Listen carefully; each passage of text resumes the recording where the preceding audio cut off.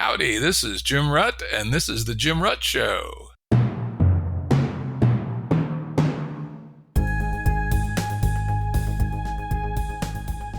Listeners have asked us to provide pointers to some of the resources we talk about on the show. We now have links to books and articles referenced in recent podcasts that are available on our website. We also offer full transcripts. Go to jimruttshow.com. That's jimruttshow.com. Today's guest is Adam Lake. Adam is a social entrepreneur and experienced founder focused on mission-driven ventures at the intersection of technology, ethics, and civic engagement. He's led business development across sectors, from scaling an organic food startup to working in the internet industry before founding and directing the Mosaic Foundation, a nonprofit dedicated to humane organizational design and systems-level social change. Welcome, Adam. All right. Great to be on the show, Jim. This should be a good conversation. Yeah, looking forward to talking with you about Reboot America today, one of the Mosaic Foundation projects. And you can find Rebooting America at rebootingamerica.us, as I recall. It is rebootamerica.us. Reboot America, okay. I'd also point out that we've covered some analogous territory, though with a very different focus, back in EP 219 with Catherine Gell, where she had some very specific ways about reforming the electoral process and the congressional process. Not nearly as big picture as what Adam has, but it's relevant. So if you find this topic interested, check her out. And as always, there'll be links to all this and everything we talk about at the episode page at jimruttshow.com. So let's start, Adam, with big picture. What are you trying to accomplish with Reboot America? What's the problem you're trying to solve? I just want to start back and just say that I've been a follower of the Game B, ecosystem and your podcast for a long time, and take very seriously, this assessment that there's all these existential threats that humanity faces, right? The nuclear war, climate change, artificial and general intelligence, upon us. And I feel like a sense of responsibility to do what I can to address that and kind of bend the arc towards a more positive future and avoid some of the worst outcomes in this inevitable transition that is upon us. And it seemed to me that righting the ship of state, of the American experiment here and getting us back on track would be a significant contribution to that effort. Feels like if we have a stable United States of America, that we can better deal with those variety of existential threats. How do we do that? I mean, this is an audacious concept of how can we formulate a concept to enable a mass movement that can turn the tide on decades of corruption that we've seen in the United States. We see a massive gap between public opinion and public policy. We see a two-party corporate duopoly that's, funded greatly by the same donors and is just simply not doing a good job representing we the people, right? So Represent Us talks about this Princeton study a lot that says that public policy, there's zero correlation between public policy that the bottom 90% of income earners want, and there's a 70% correlation between what the top 10% of income earners want and gets passed into law. So that's pretty bleak statistic. And that was back in 2014. I don't think that has gotten any better since. So that's the situation we're in. I mean, we could talk about a lot of other metrics of, the State of the Union. We have increased wealth and income inequality. Long story short, our country's in a poor state, not to mention the current administration. So this is the big question is, how do we get out of this hole we're in? And what is a vision for the future that people can rally around that not only gets us out of the hole, but progresses us into the future? That'd be nice, right? Regular listeners know I was involved with the No Labels movement before it kind of imploded from being too K Street, in my professional opinion. And they were also thinking about this, that the two-party duopoly has not delivered the goods for the American people. As Ralph Nader said, the pro-abortion, pro-corporatist party and the anti-abortion, pro-corporatist party. So let's start with some of your core problem diagnoses. Let's go down one level. Things suck. I think many of us will agree about that. Let's start with how do they suck in some detail, and then we can talk about the underlying drivers. I mean, Catherine Gale in the politics industry, talked about this, and there's just real perverse incentives, like first past the post voting, like winner take all voting is a real core problem. These two major parties, will try to appeal to their more radical fringe base of their parties rather than the center. And so we're selecting candidates, generally speaking, that don't represent the middle and the consensus view of the American people. Obviously, there's a campaign finance issue starting, maybe even earlier, but as far back as Buckley v. Vallejo in 1976 that said money equals speech, and then Citizens United in 2010 that says corporations are people, right? So those are some of the problems. And then, polarization has gotten worse over the last 10 years drastically. Obviously, social media plays a role in that. And I do think another, like I mentioned, the wealth and income inequality is a core issue. I'll bring up Bernie Sanders. I think that he's been a pretty good example. I don't want to distort this message because I'm not just about Bernie Sanders and the progressive movement, but I think that he's been a pretty good faith actor really trying to speak out for the American people and do what he thinks is right rather than being corrupted by big money donations. So he's at least a decent example of a principled politician. We need a whole new wave of principled politicians to get elected to really change the system, though. And I bring that up because one of his data points is that $80 trillion has been siphoned from the bottom 90% to the top 1% over the last 50 years. And all that means is that if we've had wealth and income inequality or wealth distribution levels stay what they were in the 1970s until now, each individual, the average individual would have $250,000 more in wealth today. I mean, that is just a dramatic change in the lived experience of the American people. I mean, imagine, being able to afford a home or pay for your kids' college and not live check to check and have that fear of scarcity. Those are some of the highlights. Yeah, I'm glad to see Bernie getting back on track. I actually worked for the Bernie campaign in 2016. I was really enthusiastic about it, but unfortunately in 2020, he bent the knee to the wokes, which is pretty revolting. Second, he published some absolutely insane ideas about energy and reaching zero carbon. And I think that's one of the most important issues of the day. And if you get that wrong, you're not going to get my vote. And third, he publicly labeled himself a socialist, which, yes, he's always been a democratic socialist, but he kept it kind of quiet. To come out and give a speech about it, bad politic. You're going to lose, dude. So I did not back Bernie in 2020, but he is no longer playing those silly games. He's back to where his real strength is, which is, basic economic populism. And I'm glad to see that. Yeah. And even, I'm trying to encourage, the Sanders movement, this Fight Oligarchy tour is like incredible. What turnout. I mean, they're having rallies bigger than the presidential campaign. And half of those folks were not previously on the Bernie Sanders mailing list. So there's a real renewed appetite for something. And so, but I do think that he can evolve this just anti-oligarchy, fight oligarchy message into more of an inclusive movement set on, very defined principles that includes folks from outside of his progressive ideology. I think we need a big tent movement that isn't centered around any particular ideology, but centered around the democratic process and delivering for the American people what we actually want, which happens to be hundreds of policies that a supermajority of citizens want that are hardly even being championed, let alone passed into law. And so I think if he can he and the Forward Party and other movements can kind of snap out of their narrow lane and their narrow ideology and join forces around renewing the democratic process and still advocate for the policies that they want. It's not like they have to set their ideology aside, but if they can join forces with other principled politicians and other, kind of pro-democracy efforts that seek to, update the electoral process with ranked choice voting and do citizen assemblies so we better understand the consensus view of constituents, there's something really powerful that can happen there. Yeah, to your point about, many of the policies that a clear majority of the people want, not even getting a serious hearing.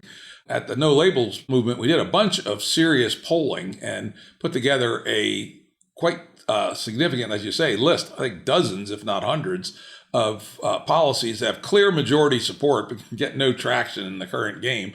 People want to read that book. It's at nolabels.org/our-ideas. And it's, I think, very complimentary to the kinds of things Adam's talking about here. Now, I do hope, when I see the Bernie AOC tour, The problem with AOC is she's fully loaded up with all the left goofy crazy shit, right? All the wokery and the trans extremism, etc. And if the Democrats are going to be the vehicle, which I have my serious doubts for that reason, they got to keep her shut up about that stuff, because that is just a pure loser with the real people in this country. Yes, we need to have respect for trans people. They should have full civil rights. But the idea of a 6'2" dude putting a dress on and then going out and playing ladies rugby, no, that ain't going to play, right? Homie ain't going for that. So Sure. This is the big dilemma that Dems have. Can they pivot Bernie style to truth-telling and anti-oligarchy without dragging in along all the deadly cultural baggage that they've assembled over the last 10 or 15 years? Right. Well, I think this is where my suggestion can kind of soften some of those less palatable ideas, right? If AOC says, like, this is what I think about the trans issue, but if my constituents or the voters think, hey, we should keep trans, women out of women's sports, and I will pass laws according to your preferences, like, I'm willing to give deference to your consensus view, I think it becomes a little less problematic to have, quote, extreme views. I'm not exactly sure that's what her position is, but, I certainly have seen some sentiments from her that aren't particularly unifying. I think we need more unity politics, condemn the Trump administration for violating the Constitution, but invite Trump voters into this movement to actually drain the swamp, right? We can't blame the voters and demonize half of the country, which both sides do that, right? There's a perception gap, that perception.gap.org, you can go there, but there's just significant misunderstanding about what the left thinks the right believes and vice versa. Absolutely. And I can tell you, I'll give you a real live example from 2016. We had a storefront for the Bernie campaign in our 2 counties, and lots of people came in, and we talked to lots of people and Virginia, as you know, Adam, you also live in Virginia, is a non-partisan registration state. You don't register as a Democratic Republican. You can vote in either party's primary, but you can only vote in one. And we had many people tell us they were either voting for Trump or Bernie. And when I tried to explain that to my blue coastal friends in the Bay Area or New York or Massachusetts, they said, that's impossible. How could that possibly be? And that's because they were focusing on the cultural issues and not on economic populism. The regular working people of West Central Virginia feel like they've been screwed by the system, right? And they saw both Trump, probably erroneously, because I think personally he's a phony, has been playing his people for dupes, but Bernie more authentically. But they both seemed like they were speaking for the people against the power, while certainly the run-of-the-mill Republicans are all, corporate clones, basically, and certainly Hillary as well, right? So I thought it was entirely natural that many people were looking at those 2 candidates. And while I think we got some of them to vote for Bernie, I guarantee every single one of those people who voted for Bernie also voted for Trump in the general. And until the Coastal Blues can understand that I did not hallucinate, and our people did not hallucinate when they saw that phenomenon, they're not going to be able to fix their problem. Yeah. And there were a bunch of Obama Trump voters who voted for Obama first and then Trump as well. So it's not just like any large group, they're not monolithic, right? You have not at all. No. So, and I'm so glad that I live in Trump country. There has its pros and cons, but, I understand that my neighbors are good, decent people fundamentally, right? So I live in a precinct that voted for Trump by 83%. Wow. And yet the people are good people with good values. And of course, we do have a few screwballs, but we have a few screwballs every place, right? And of course. This stereotype that there's a bunch of racist hatists that want to put all the homosexuals in concentration camps. Bullshit, people. They have a different set of priorities and different orientations and different worldviews. But what's wrong with that, right? Yeah. And so you got to engage people where they're at, and thinking that you're going to turn people who live in Appalachia into folks that would be happy at a sitting down for a latte in San Francisco. You got something else coming, dude, right? Yeah. Well, hopefully we can, some of us or a lot of citizens here can start to say, you know what, I reject both corporate wings of both parties. Like, Trump supporters have been hoodwinked by him to some degree, thinking that he was going to drain the swamp. So, quote, and then, Democratic voters didn't even get a Democratic primary. right? Yeah. Yeah. Talk about the fix being in. Yeah. So hopefully we can all just acknowledge that both parties are corrupt and not waste too much time over which one is worse than the other and start to build something new, right? A new movement that transcends all of that. An example, the kind of a meta level, is in both parties, and of course it's pervasive across our late stage decadent society. One of the core virtues that's lacking is courage, right? It was obvious to me in June of 2023 that Biden was geese and bad, and there's no way he had any business running for a second term. And yet, all the Dems refused to tell the emperor he had no clothes, right? And even many of those who were ambitious were too cowardly to step out and say the truth, except one minor guy, right? Some dude, congressman from Minnesota, right? And, this is reprehensible that people are so cowardly. And, the same is true, of course, on the Republican side. Think of all these people. Marco Rubio, a very sound guy, very smart, very educated. He parrots the horse shit of Donald Trump, like a total sycophant, completely lacking in the courage that you'd expect from a U.S. senator. And I like to point out the difference. In 1790, let's say the beginning of the constitutional regime, the United States had a population about 3.5 million, about the same as Kentucky today. And yet our leaders were people like George Washington, Alexander Hamilton, Thomas Jefferson, John Adams, James Madison, the Morrises, George Mason. You go down the list. Ben Franklin. These are high quality people whose writings and thinkings are still respected, 240 years later. And today we have Joe Biden, Donald Trump, Kamala Harris, and Marjorie Taylor Greene. What the fuck, right? And we have 100 times the population we did then. So there's something just fundamentally broken in the filtering mechanism to give us the kind of leaders that we really deserve. Absolutely. In the filtering mechanism, because I feel that we have a lot of brilliant, purpose-driven, public servants that would do a much better job, amongst our 330 million people or so, right? They're just not being lifted up to the top and elected and put in those positions of power and service. In fact, probably most of them aren't even elected officials, because anybody with any brain isn't going to play that game. Anybody with any self-respect realizes it's just a goat fuck of prodigious proportions, and they're much better off spending their time on something else. I think there's some truth to that, Jim, but I really hope for our sake that changes, right? Hopefully we can kind of catalyze a movement that those good-hearted, brilliant folks would be interested in joining. Like a Reboot America movement, for instance. Yeah, and I was going to say, now let's get up to your actual proposed solutions and mechanisms. Mm-hmm. And let's start with your concept of the politician's pledge. Tell us why you formulated that, what role it serves, and then let's go through the 6 points. Sure.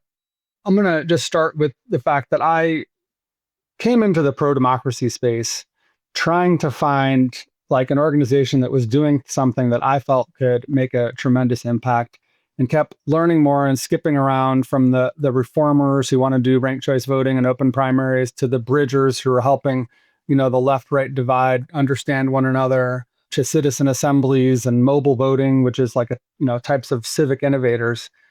And I just kept feeling like, wait a second, none of these feel like they're going to kind of be the thing that breaks through to the mainstream. All of these organizations have been working on these various aspects and haven't broken through to the mainstream. And, the trajectory is what it is. Things are getting worse by a lot of metrics here in the United States. And so what I came to the conclusion, at least currently, and I'm happy to change my view, is that what's missing is, one, an engagement between these pro-democracy organizations and actual candidates who would ultimately get elected and have the legislative power to change the social operating system of America, right? We need to actually change legislation to see these changes, right? And so that's what this pledge does, is tries to bring together these disparate entities into kind of these founding principles. So there's a lot of core values in this pledge from the reformers and the bridgers, and it also defines what it means to be a reboot politician.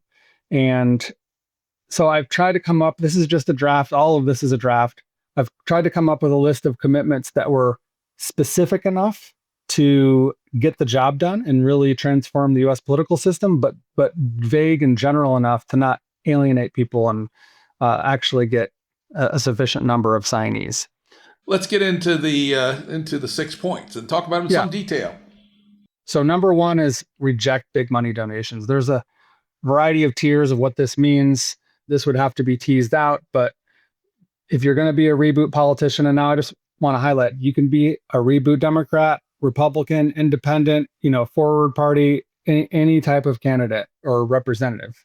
But to be a reboot politician, you would need to reject big money donations. I'm a little concerned about this one because I do hear a reasonable argument that you don't want to unilaterally disarm, but I have seen, AOCs and Bernie's reject big money donations to an extent and then win. And I think Bernie almost won the presidency. It wasn't, a lot of people point to that as an example of how we can't take on a major party. But I do think it's possible to reject big money donations and win. But I am sensitive to the argument that we don't want to unilaterally disarm. So that's item number one. Yeah, the other possibility is to have some form of sterilized big money. Put together a super PAC, but make the rules such that all contributions are anonymous and will stay anonymous, for instance, right? So that's a possible way to split the difference between the two. Because certainly, I've thought about that. I didn't know if there were any legal restrictions to that, but if you could put the money in a black box, that could be a way to do it. Yeah, there's a way.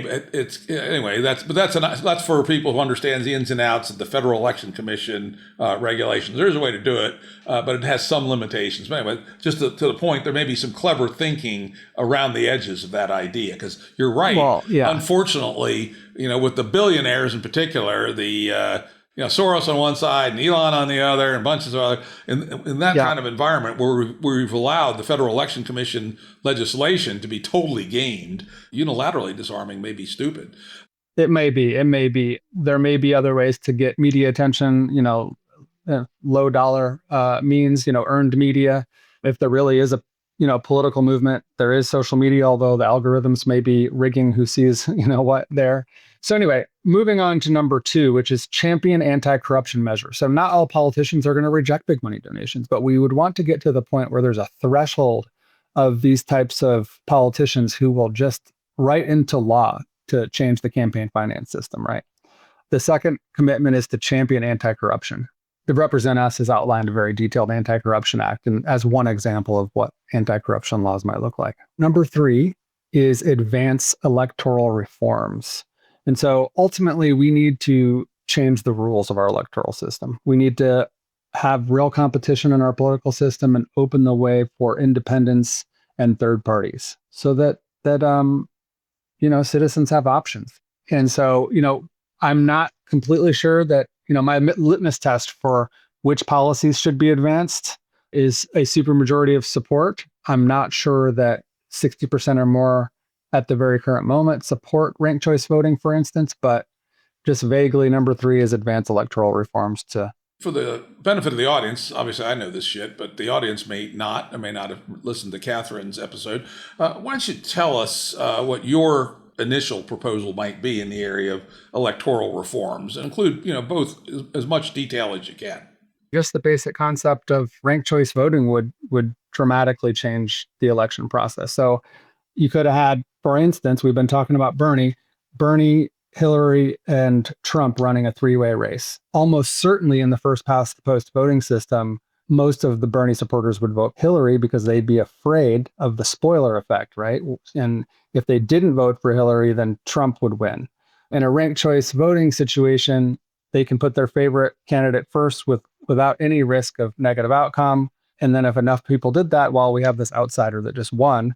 But if enough people didn't vote for that outsider, then it would automatically defer to their second choice, whether that be Hillary or Trump. And I don't want to favor the Democrats in this.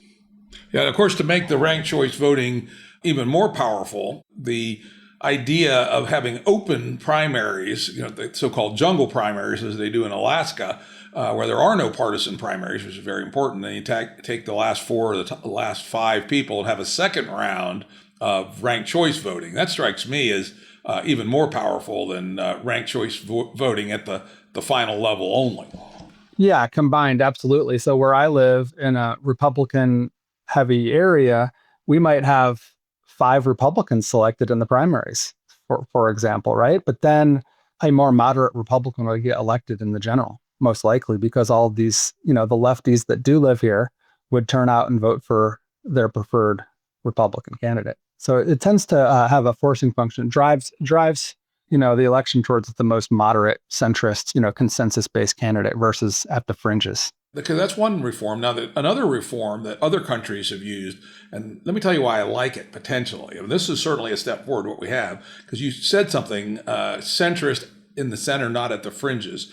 I'm going to argue that the fringes are actually good, right? We want to have room at the fringes for things to start to happen, because the consensus middle of the road answer is often not the right answer long term. And the analogy I like to use is rock and roll. Most garage bands suck, but if we didn't have garage bands, rock and roll would eventually die. And so many other countries, with parliamentary systems, use what's so-called proportional representation, where if any party that gets above 5% of the popular vote gets its proportionate share of seats in the legislature, and they typically have a party list ranked in order of fill. So if let's say their pro rata share gets 4 seats in the legislature, the top 4 people on their list go in. Now that's very different than this reform model, but what it does is it provides a more interesting surface for idiosyncratic ideas to exist, get some visibility, and then see if they can gather support over time. Because I'm not entirely sure that just being middle of the road is the right answer right now. I suspect we may need some considerably more radical refactoring of our civilization. Yeah, I do want to differentiate between middle of the road in our corrupt political system and middle of the road in terms of sentiment of the U.S. population, because a lot of policies that Americans agree on are considered radical by the corporate establishment. So definitely different. But yeah, I think that we want fringe voices to kind of challenge preconceived notions. But ultimately, I don't, in a democracy or a democratic republic, we want to pass policies that have consensus, that are the consensus view. I would agree. We want to have working majorities in Congress that can do sensible things. But I do think it's interesting to have visible and politically engaged fringes. Germany is quite interesting. Their method is half individual seats like we have, and then the other half is proportionate representation in a party list. Proportional representation means so you get some of both. You could implement the jungle primary plus ranked choice voting for the half that's elected from districts, and then the other half, some other method, I haven't really thought too much about it, that ends up with party lists based on the total proportion of votes on a nationwide basis. That might get both, which is a tendency towards more team player-ish politics on the district side, while still leaving room for idiosyncratic new ideas to get visibility and be part of the discourse.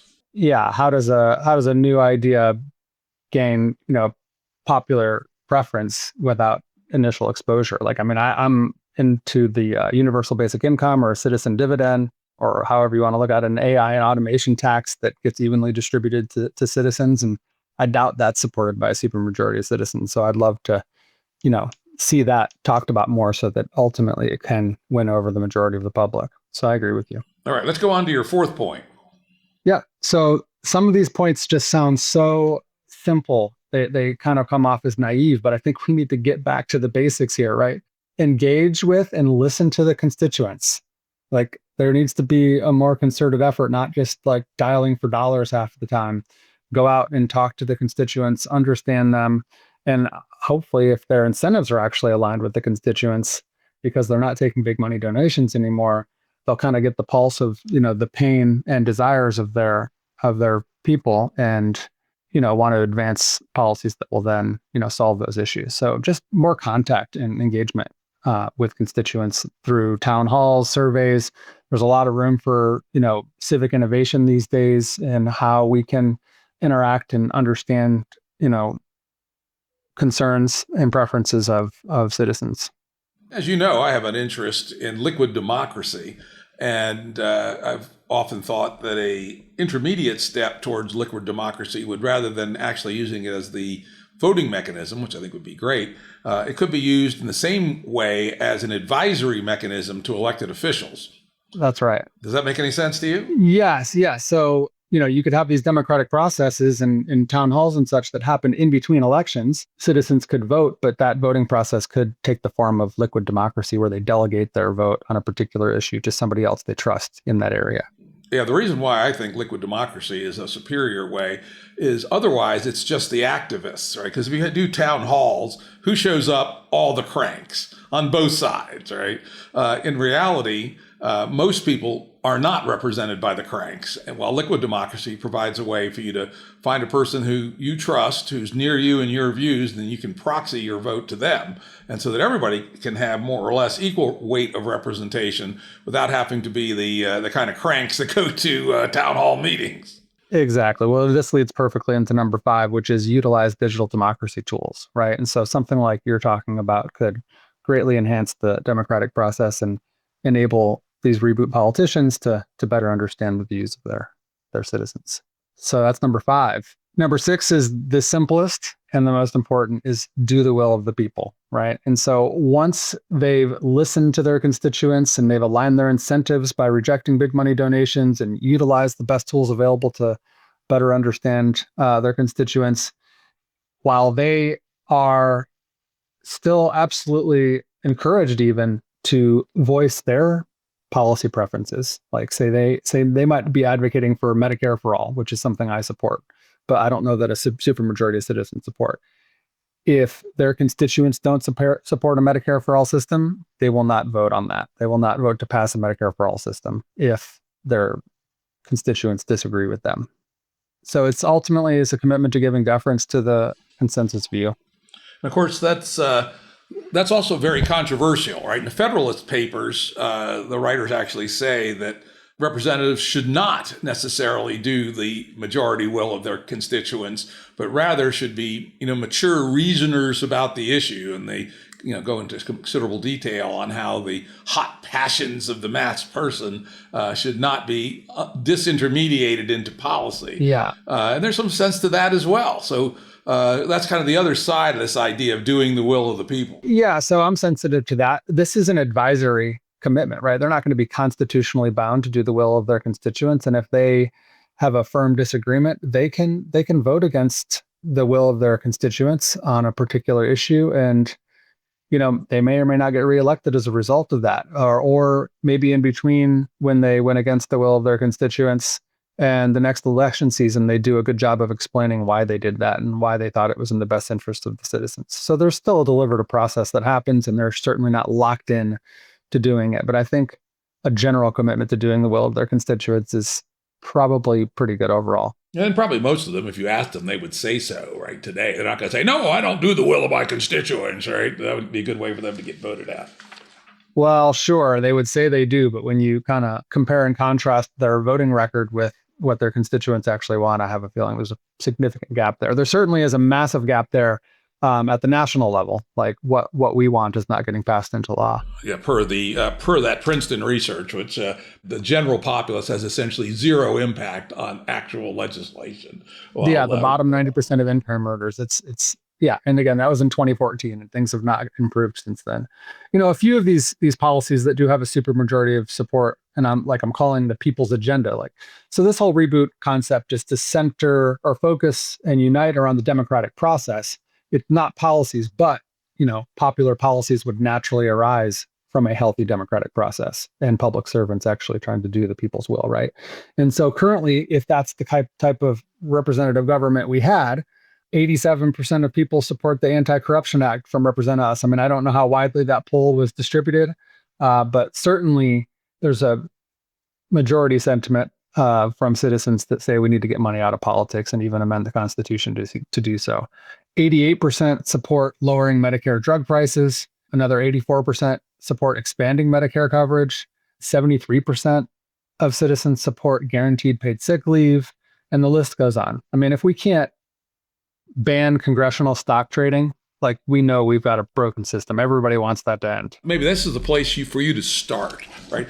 Who would disagree with this? And we see things like Marjorie Taylor Greene trading, 10 minutes before the reversal on tariffs. This would seem to be a very simple wedge issue to start with. And maybe you just champion that one for the time being. That would be kind of interesting because, as you say, hard to see how you object to that one. Yeah, the Young Turks has started this rebellion pack and this idea of a populist plank, and they've chosen 6 policies. So they have a little different approach than mine, and they've chosen 6 popular policies that they're hoping, but they're just focusing on progressives and trying to take over the Democratic Party. What I'm proposing here is a cross-partisan thing that I think could do a better job of kind of snapping out of the tribalism. If it is cross-partisan, it's not an us versus them thing anymore. Let's talk about people's agenda a little bit more broadly and how that might get created. Yeah. So determining what lands on the people's agenda is a little bit tricky. That's why, I've said the litmus test for a policy to end up on the people's agenda is a supermajority of citizen support. Voice of the people, if you go to VOP.org, they've done a tremendous job of identifying at least hundreds of policies, 200 plus policies that have bipartisan support, not strictly a supermajority of citizen support. And I could see raising the bar to not 60% support, but even 66%, 2/3 support.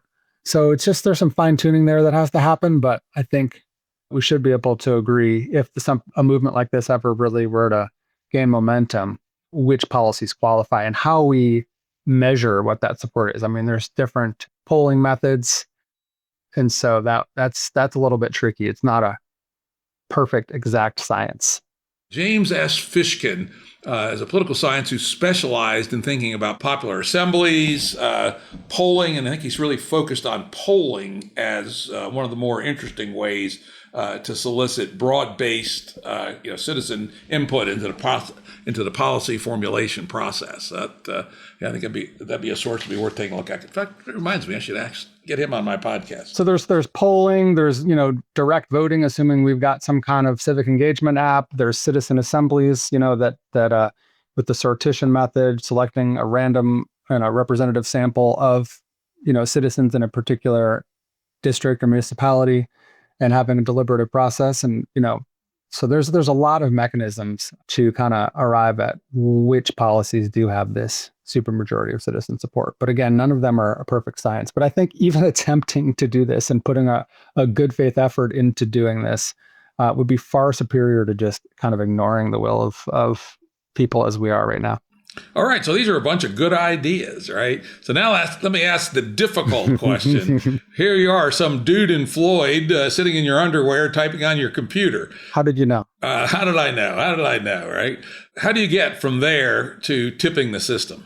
I mean, obviously we have no fucking clue, but give me your theory. Give me your theory of change, as we say. Sure. Yeah, no, that's a great question. As I said, I kind of took the Game B hypothesis or assessment, very seriously, and just kind of embarked in this journey of trying to articulate what a mass movement might look like given the structural realities of our political system. And so I'm doing my best to create a draft that will attract interest and attention from organizations and parties and networks and individuals that already have traction and resources, right? And so I mentioned, the Fight Oligarchy Tour. I think that, the Bernie folks, if we could get some high profile people like Bernie to kind of adopt this philosophy, the Forward Party, which I think is doing incredible work. There's a huge amount of values alignment here, but the Forward Party, I wish that they had never called themselves a party. I think that what we need is this kind of, what I'm describing here with Reboot America is kind of this new political institution that kind of defines virtues, values, and norms, like you mentioned in your last podcast, for reestablishing the principles our country is founded on. So, but anyway, other than that critique of the Forward Party, they're doing amazing work. And then there's, entire progressive caucus that is rejecting big money donations. And then there's the whole independent movement. There's a variety of third parties. So long story short is there's all these existing established entities that are philosophically aligned with this approach. And so the idea is to build a coalition of existing entities, not start something new and grow it just from this one dude living out in the middle of nowhere in Floyd, Virginia. Absolutely. And I mean, I would love to see something like this succeed. If I saw another effort like it, I would join it, so this is just my best effort. I haven't really seen an approach to a cross-partisan like mass movement that was compelling enough to me. So I figured, well, I'll just try to define one. What can people do if they want to join up? Well, go to rebootamerica.us and reach out to me. I certainly could use teammates, advisors. I mean, ultimately financial resources, but advisement initially would be incredible. I'm going to start, maybe a bi-weekly signal group to talk about how to proceed and reach out to these various orgs and try to form this coalition. But honestly, I feel like if we could get, a Bernie or a Forward Party, Andrew Yang type figure interested, that they have the established network already, or No Labels. Like I'm kind of curious where No Labels is at. And yeah, truthfully, I kind of dropped them. I found them lacking in courage and being way too K Street. They were all afraid to piss off their friends around the Capitol. And if you're not willing to piss off the incumbent powers that be, you shouldn't be playing this game. Right. And that's what I've noticed from a lot of the pro-democracy organizations is that if they don't want to be confrontational, and I don't know how you actually kind of turn the tide on 40 years or more of corruption without pissing some people off. And so you have to be willing to kind of name the villains and suffer the consequences. But unfortunately, a lot of the donor money from these, quote, pro-democracy organizations come from the very people that are benefiting from the established order. Of course. Tricky. Yeah. The first order of manipulation is co-opt the marginal opponent, right?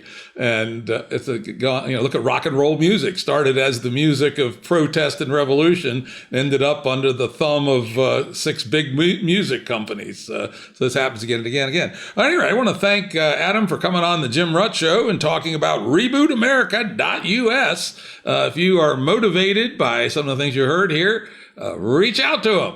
Any final thoughts before we wrap it? Jim, if you have a couple more minutes, I'm curious to understand, what are lessons learned from the Emancipation Party that you started and how all of this might relate to Game B. That's my question for you. And is there a possibility we ran the Emancipation Party for 3 months and then folded it. We concluded that we didn't know shit about how to run a political party, and that further, this is important, we did some fair bit of marketing, and we noticed that we could sell to boomers quite easily, Xers not bad, millennials not at all, because the term political party was considered about the equivalent of shit sandwich. Nobody was interested in it. And I would suggest that and that is probably even stronger today with Zoomers. And that's why we came up with Game B, is how can we provide a more gentle ramp to thinking about change without getting caught up in the binary logic of elections, right? We've made a lot of progress in 12 years. It's kind of in some ways invisible, but it's gradually converting people to this vision. Hundreds of thousands of people now, maybe more. And so we found that as a completely alternative route. It also allows us to think more pure thoughts, not just what is sellable in today's political process, but how should things actually be. Now, it means it's a much slower road, and maybe it's too slow, and that's one of the arguments against Game B. But so I would say we don't have much in the way of lessons. In fact, our lesson was don't play that game.